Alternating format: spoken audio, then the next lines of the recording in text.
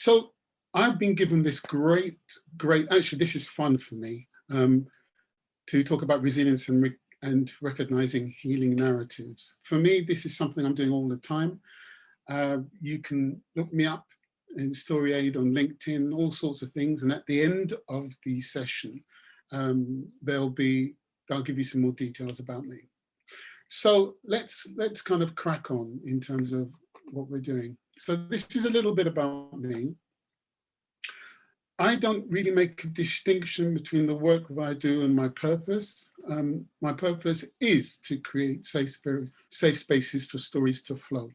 And really, one of the things that is, for me, it's really important is that this, for me, is the reason I am here, the reason I'm alive, the reason I do this 5 days a week. I love doing it. For me, it's the reconnection with the human being. And for me, it's such a powerful way of being in communication with someone else. And it's the reconnection and the rediscovery of those inner stories, which are so important. And as we go through this presentation, there is a process that I'm writing about and I've been developing for a number of years. And hopefully this process and concept will resonate with you, but I'd be happy to hear what people think of it.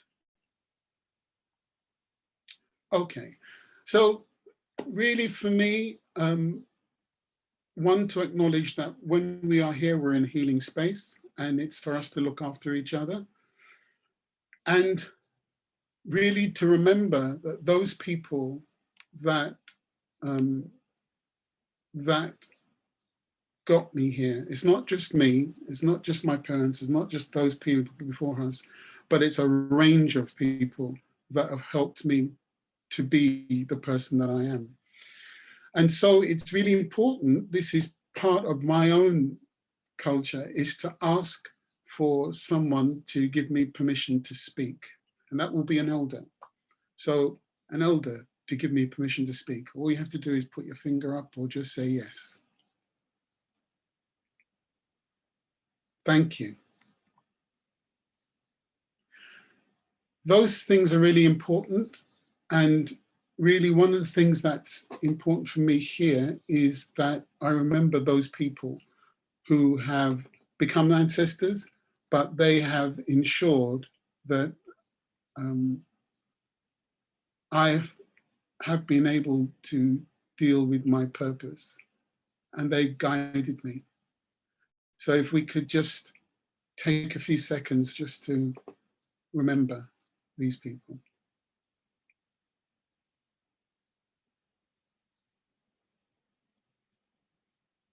Thank you very much.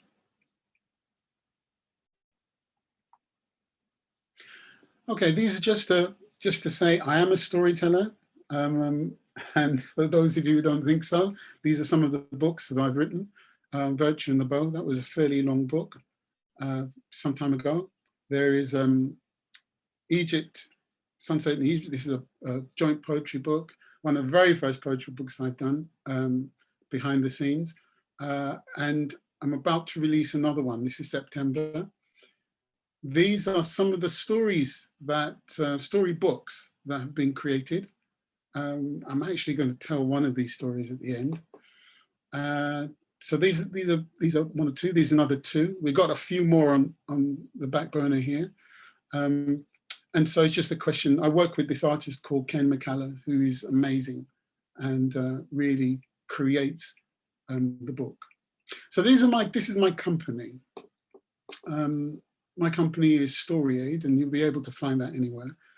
And the mission is, for me, as I say, is part of the purpose, part of my purpose, is to facilitate groups and individuals so they reconnect and rediscover their stories. But also the vision is to really share this StoryAID experience with 1 billion human beings. If that wasn't big enough, this sure is for me every time I say it. And so, and part of my feeling is that the more people who are understanding story and can share story and understand the impact of it, the closer we're going to be to a kind of a healing space throughout the world. So that's my addition, that's my gift to the world at this point. Okay, so the actual process that I'm going to talk about is called destorialization. I think this picture will be more apparent as we go through that process. You can see that the story, the actual license, has got a completely different picture of who's in the car. So this is going to be a bit interesting. So destorialization, this is what I've said, is that destorialization is a deeply damaging process. It is an intergenerational parasite that exists in our trauma. So what is destorialization? It's an invasive process. It's one that eradicates the experience of time, and I'll explain that one by one. The experience of time, what's really important for a human being is to have a sense of what's happened before and what's happened in the future. And it also, having this sense of separation from time, destroys our way of creating an intergenerational relationship, because our past and our future are so wound together in our. But also part of destorialization is this removal, this a way of separating us from nature. And that's going to be more apparent as we go through this particular webinar. Now, but through the process, one of the things that is really critical to us is how we create story with each other, this relational opportunities, relational ecosystem. So within our communities, we feel safe. Within our relationships, we feel safe with our time, with who we are, with who we're valued, how we're valued, and this system of how we understand who we are, our belief system. For me, the third thing is that it begins to destroy our experience, our essential experience of being in balance. The idea of having physical, emotional, and spiritual, this triadic, which I'll describe. Once that begins to be eroded and those kind of dynamics are broken, that is the beginning of dehumanizing us. It devalues us and interrupts those kind of socio-psychosystems, because each one of those bits, and I'm seeing it in my head, but you'll see it on the screen a little bit later on, when they are removed, they dehumanize us. But it is on those things that our humanity depends. And for me, the one thing that is sometimes a bit difficult to explain, but it removes us from ourselves. That we aren't able to be ourselves, to speak our own language, to speak our own story, to say what makes us powerful, what makes us happy. And actually that creates a trauma. And one of the things that is woven within this process is this theory of global reference theory. And what it says is that our ability to make story is woven into our genetics. So as we're born, we know how to create story. We know what a relationship is, even though the way that we articulate that is very different. And there are many experiments that show how our very lives are able to connect and reconnect and redevelop. The ability to have language is woven into genetics. And I really look at someone like Chomsky, who I feel is so important in this kind of, in the beginning to understand how this concept works. So how are we going to be shaped by this process? So as I said before, human beings require three things: physical, the mental, emotional, and the spiritual. And there's a dynamic that happens between each one of those. And as we And an example of that is as we think, our bodies engage. And that's not rocket science. In fact, that's been understood for a very long time. But what is difficult, certainly in our present situation, is to recognize how important the spiritual part of our being is, what we believe, how we interact, what's our conception of who we are. And once those connections are broken or eroded or prevented, it stops us from reconnecting and rediscovering who we are. And you can see that in some of my narrative work, narrative coaching work. One of the things I always say to people is, how are you physically? And work backwards from there, because sometimes, often, it is what they think about themselves that produces that physical impact. Not only does that happen, but it is woven into ourselves. So I have a great friend who is a full body therapist. And when she works with people, there was one particular person she worked with.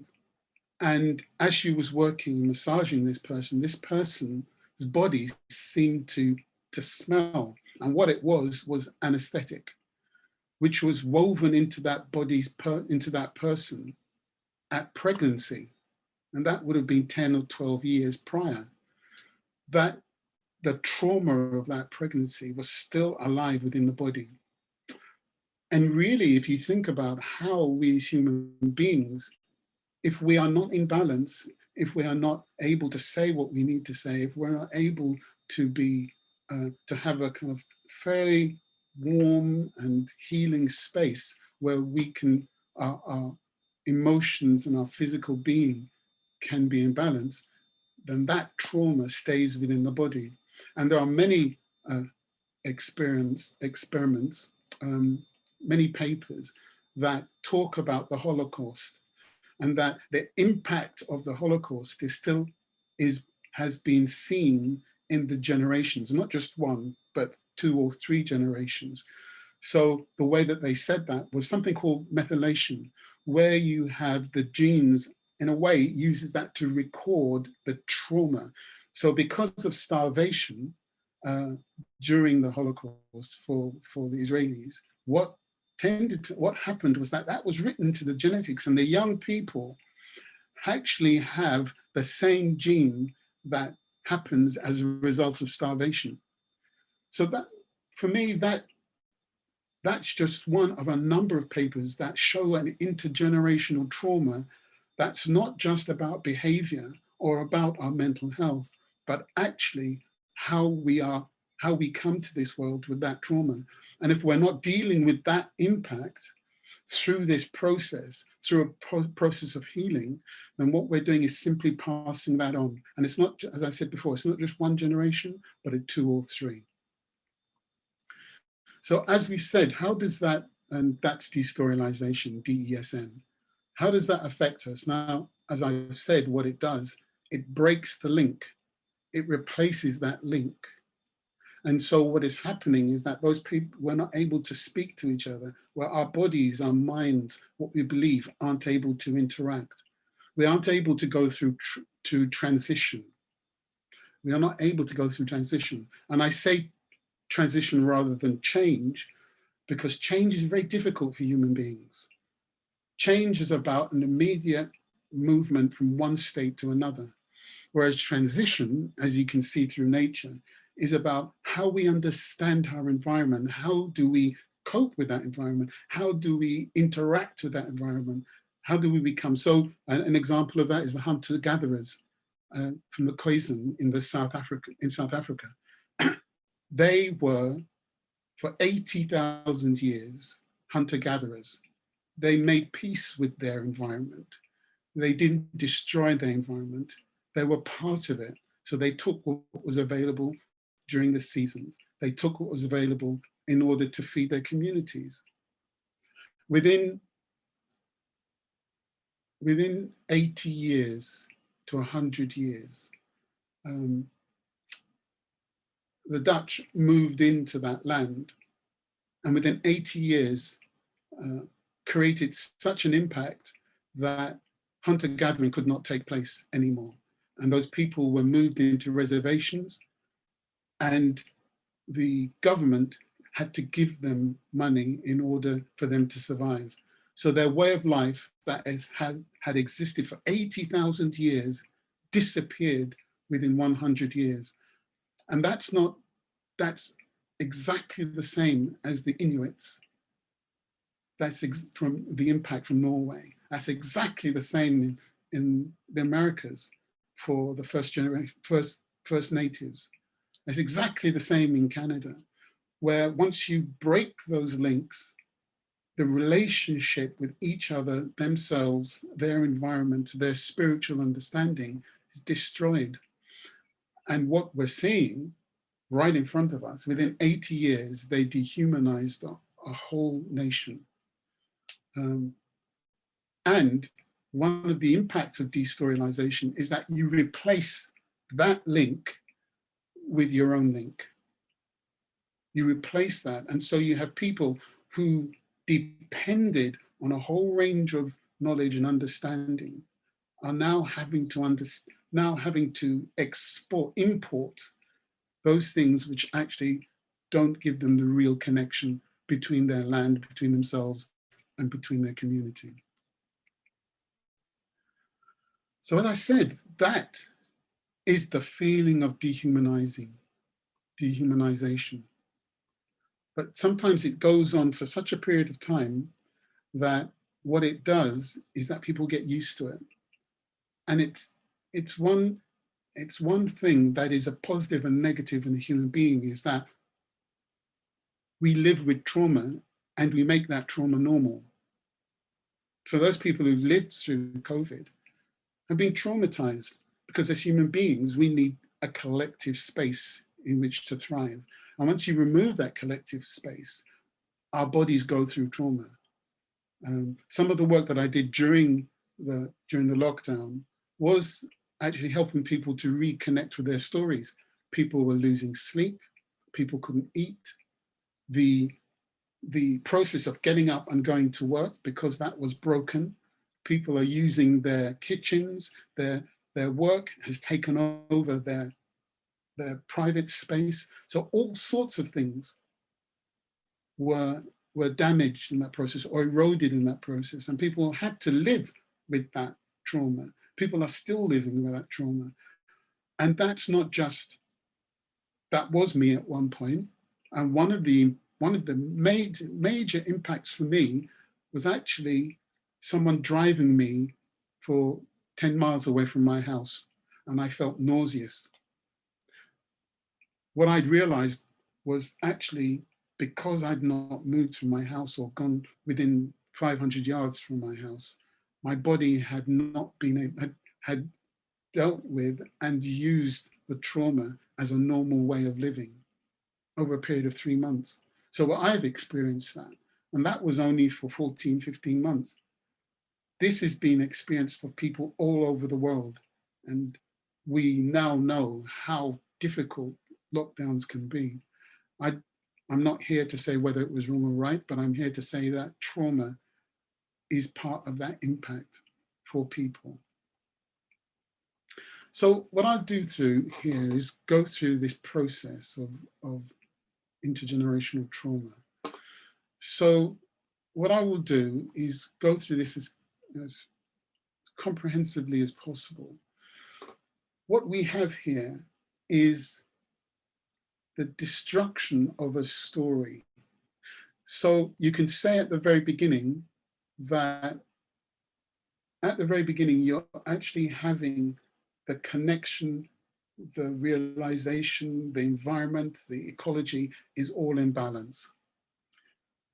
Now, one of the difficulties is that once you begin to erode some of those stories, if you look at each of those squares as generational information that's being passed down, we begin to lose that until we get to a point where what happens after the 25%, we're actually absorbed by the dominant story. Now, there are many different ways of seeing how that works. One of the ways, I was working in a college, I was working with some young people, and I asked the young people, what do you know about your parents' history? And they said, no, we don't know anything about that because it's a war. And I said, well, your parents met during that time. Yeah, but you know, that was their life. Okay, so we're at the beginning of 75% of reduction. In a book by a person called David Crystal, who talks about story death, he mirrors exactly the same process, that stories embody language and language embodies story.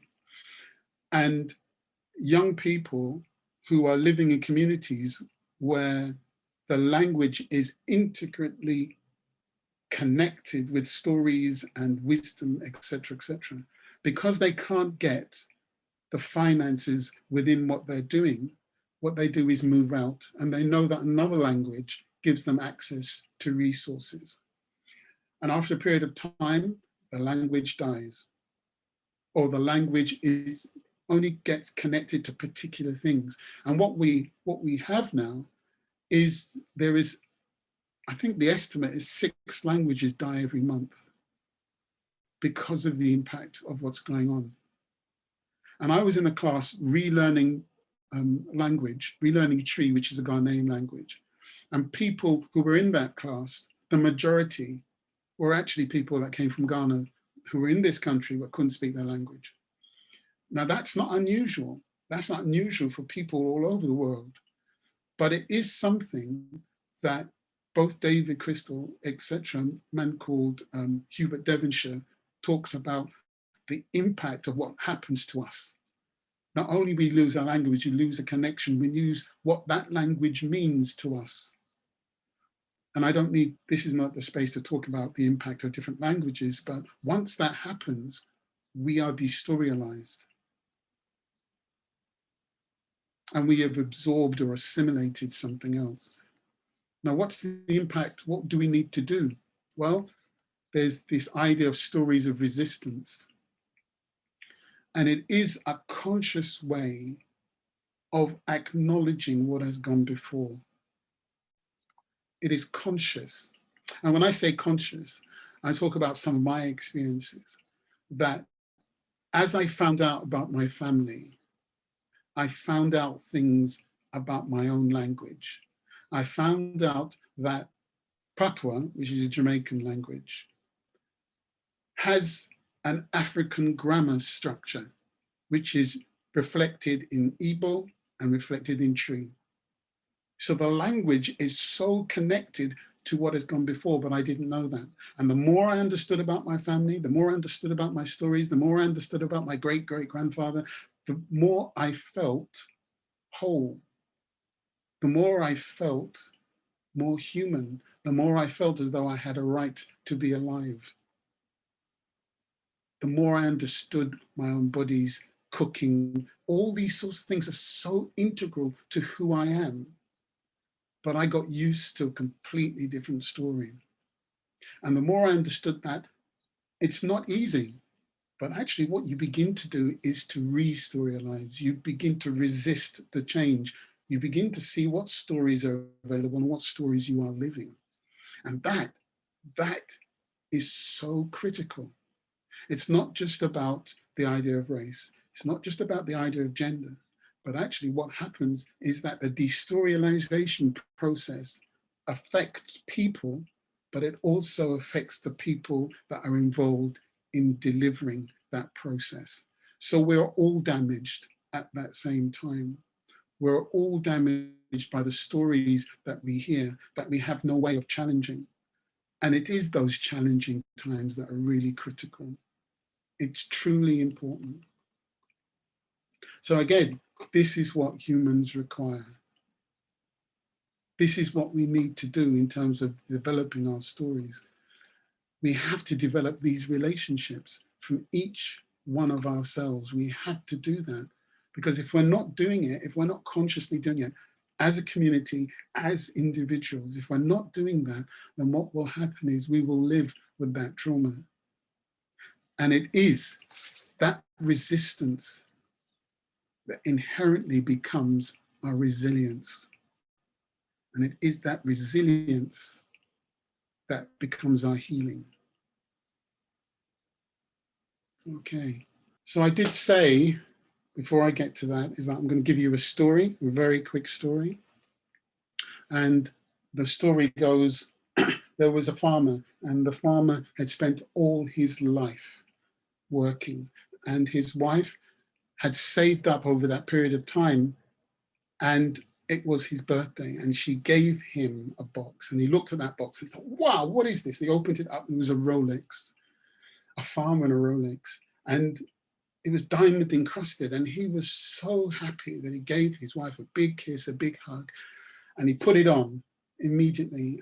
Now that day he had to go and sort out a barn that he'd been throwing stuff in for about 6 years, and he had to go and clean it up. And he started out, this barn must have been, I don't know, huge. When you walked in there, you could hear the echo.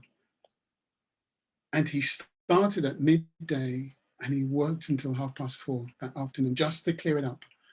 The hay, the farm tools, everything was now pristine. And he closed the door and he went over and sat in the warm sun on a tree stump, wiped his head and looked at his hand, and his watch had gone.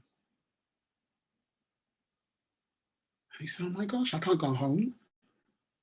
And he ran back to the barn, opened up these huge doors, and he looked, and there was absolutely nothing he could do. He can't remember where. There was a huge barn. And he closed the door, sat back down on the stump, and put his head in his hands and started to cry.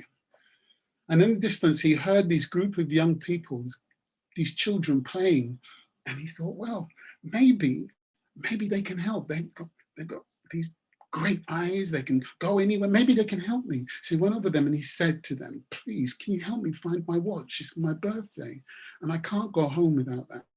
And the children were ecstatic. They said, of course. And they rushed into the door, closed the door behind them, and he sat on the stump waiting. And all he could hear was crashing and banging and hay coming out and spiders' web flying out of the water. And he thought, oh my God, what are they doing? I've just spent 4 hours. And he thought, well, if they find my watch, I'm going to have some time. And then the children choked out. Hair, messed up, torn shirts. And these little children walked out and he said, where's my watch? And they all looked at him and went, and they thought, what have you done? And then the little boy pulled his coat, pulled his shirt and said, sir, can I have a go? And he was so distraught. He said, yes, go ahead, go ahead. And this boy went in, closed the door behind him. And as he had his head in his hands, he kind of started to be a bit worried because there was no sound, nothing at all. And he thought, not only have I sent this little boy in, but I've hurt him in some way. This is ridiculous. Why did I do it? And as he was kind of pulling his hair out, this little boy pulled his arm and said, hey, here's the watch. And he looked at the boy and he said, oh, this is fantastic. He took the watch off and he put it around his hands. You know, oh, this is great. This is fantastic. But how did you find it? And the boy said, I went in, I sat down, and I listened.